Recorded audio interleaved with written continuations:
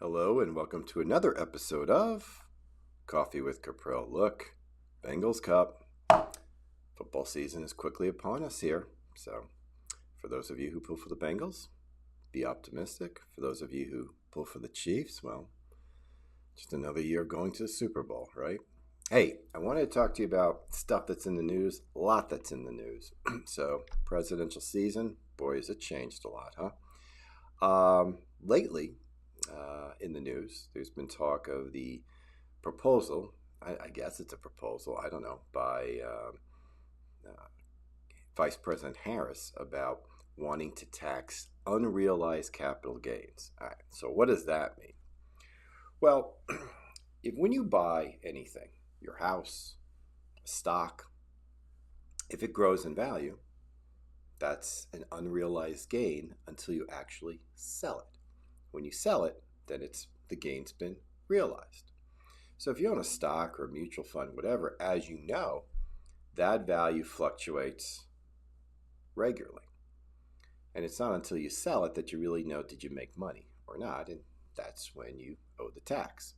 But apparently what is going to be proposed is a bill that would tax it even if you don't sell it. So you buy a stock for $100, and after a year it's worth $200, you would have to pay the tax on the $100 gain, even though you didn't sell it. Now, what's particularly disturbing about this is, let's say you paid the tax, and then the value of the stock plummets to now where you've lost money. Well, guess what? You're now paying tax on something that didn't make money. I don't think there's any chance in heck this is ever going to get through Congress. Okay, first of all, we don't even know who's going to be president. But always remember this. Proposals are just proposals. Laws are made in the United States, most of the time, by bills going through Congress.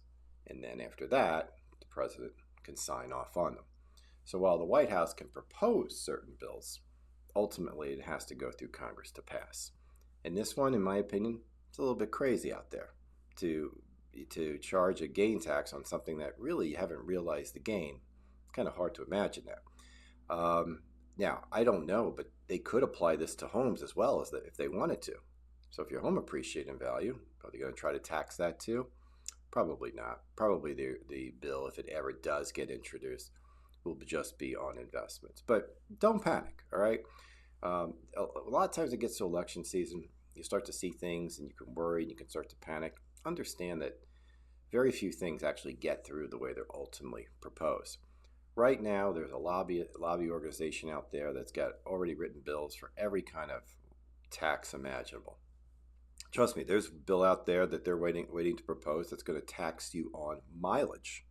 So rather than you just paying gasoline tax, now that you've got all these EVs coming out there, one way to get revenue from those owners would be to tax for the number of miles that they drive. There's all kinds of things that are out there. Whether or not they get accepted, who knows, all right? So just be careful as you go through some of these things. There's always been somebody wants an asset tax, so taxes the value of your assets every year. And a lot of these things would ultimately end up in court as well. I don't think there's any chance ever that you're going to see an unrealized gain tax on assets. Now, they can certainly institute things like a higher estate tax and stuff like that, which in a way is like that. But I don't think you're ever going to see that in place. I can't guarantee it. It just doesn't seem as logical to occur. All right.